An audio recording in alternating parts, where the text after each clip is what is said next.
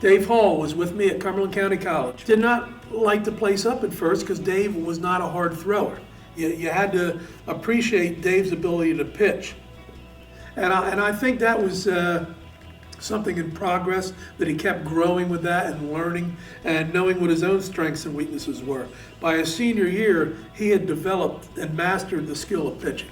And I think that showed in his record. I think his record was 7-1, made the Mid-Atlantic Region team, had done just an amazing job for a very average team back then in those days. If I had Dave Hall this year, we win the conference. That's how significant his skills were.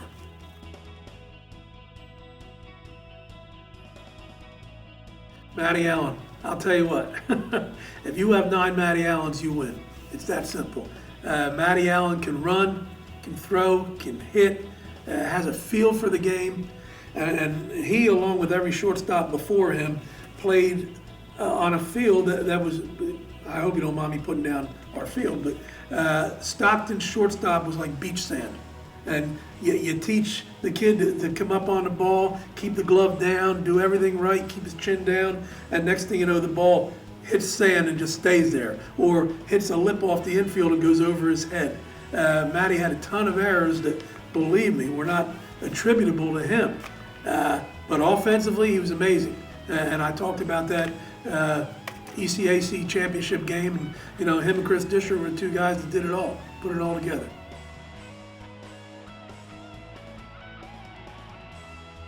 Anytime you talk sweet swing, you have to talk lefty. And if you talk lefty, you talk Mike Wasco, you talk Scott Fischer.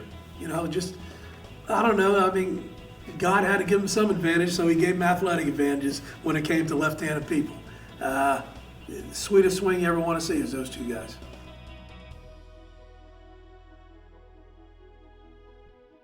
Brett Solomon. And I know Brett's with my most recent team, but Brett's old school, man. Brett is the kind of kid that gets up in the morning thinking baseball, does all the other daily stuff he has to do to get it out of the way, and then comes out to the field to play baseball and gives you 200%. Yeah, Brett is the kind of guy you tailor your practice schedule around. Can I get Brett to do this? Can I get Brett to do that? Let's work on this. And Brett's always in the middle of it. He's also a character. He's funny as heck. And just a joy to be around on the field. Hardest working, without a doubt. Without a doubt.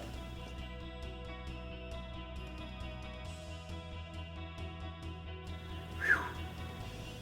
Probably every good player I ever had. I mean, you're not going to win unless you're a competitor. Disher comes to mind because he was nuts. I mean, Disher, man, he hated to lose. And then the ironic thing is I had an assistant coach like that, and the two of them would lock horns, and yet they were twins. So most competitive, I got to give it to Chris Disher, but I'm slighting other people when I say that, because any of the good baseball players I had were exceptional competitors.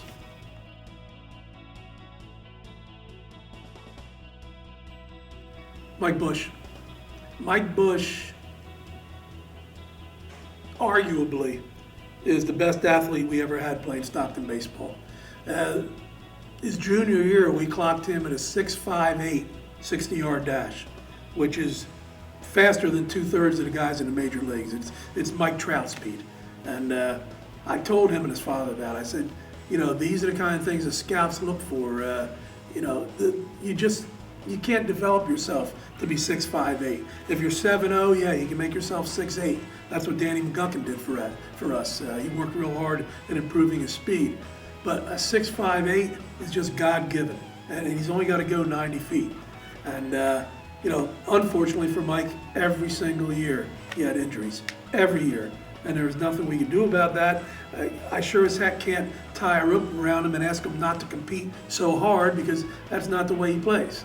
And it was unfortunate, but athletic, Mike Bush is amazing.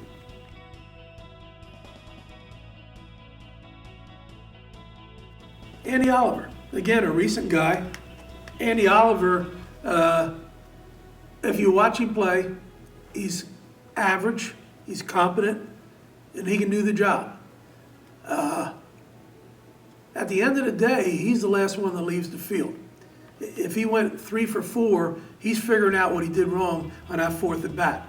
If he threw out more runners than anybody in the NJAC this year in our conference, and he made first team all conference catcher. He did that while batting .280. But that's Andy Oliver. Andy Oliver, if you're not looking real hard, you'll ignore him because he doesn't stand out. But at the end of the day, he worked real hard to be successful, and he's made everybody around him successful.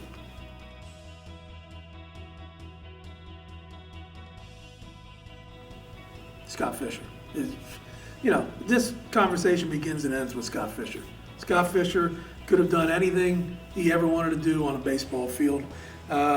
When you talk to pro guys, and I've coached a few like this, especially in the junior college ranks, pro guys call them tweeners. If he's 6'4", we're drafting him.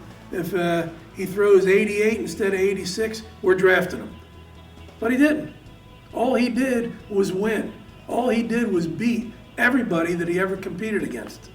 And while that's great for a college career here, it's not great to get you to the next level. And you know what? Scott is the type of guy who's so happy with life that he can take or leave the next level. He'll be very happy with whatever he does in life. Just a great guy.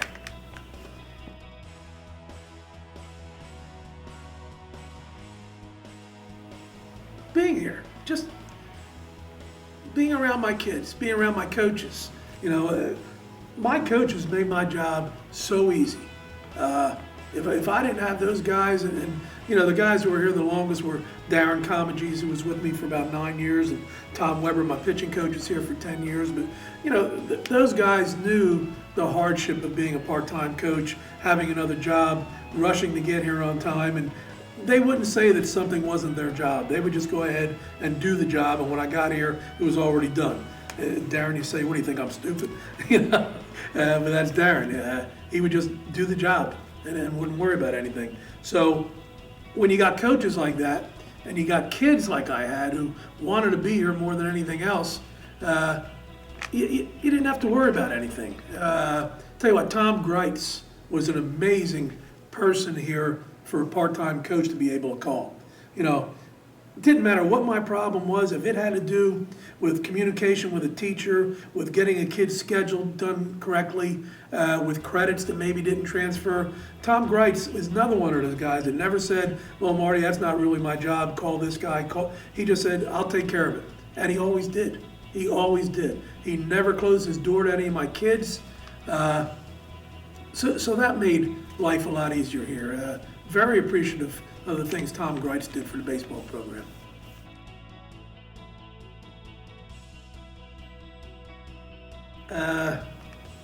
Thank you to everybody. Thank you to everybody that took a chance on a junior college coach and let him coach in the NCAA. Thank you to the maintenance guys here that have turned a very poor baseball facility into what I consider one of the top baseball facilities in the state. I'll tell you what, between the white lines, our baseball field, I'd take it over a lot of the AstroTurf fields. Just an amazing job in not only fixing it up and maintaining it. So certainly all those maintenance guys who get overlooked so many times, I want to thank them. I told you, about Lonnie hiring me here and how much I appreciate that. I appreciate all the help that you gave me, and certainly, and these are names I've already mentioned, but I'm hoping I didn't forget anybody. Brooke and Chris Rollman, those two people are unsung heroes. You never hear about them or see them, but Chris did everything that I had to do on my own when I was at the junior college level. He contacted the newspapers, contacted TV, did our statistics, which is a real pain. Got me ready for the all-conference balloting and things like that. He always had all the stats. Took our team picture every year. Did an amazing job. Brooke has the most thankless job on earth, being in charge of the money, and getting yelled at from the coaches and the administration. And she's right in the middle saying, look, here's the money. This is where it is. This is all you got. And that's that. So I'm going to miss her, and her help and Chris's help. And I told you about Linda, how much I appreciate what she did. And Sue Newcomb, when I first got here, was amazing.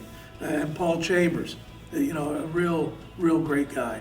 The secretarial staff up there is second to none. They never once just said, I don't know. They understood that if they didn't know, I sure as heck didn't know, and they would give me an answer. So I'm very appreciative of all the people that I worked with there at Stockton, and it's a very, very important 12 years of my life. I'm so lucky and so glad that I did it.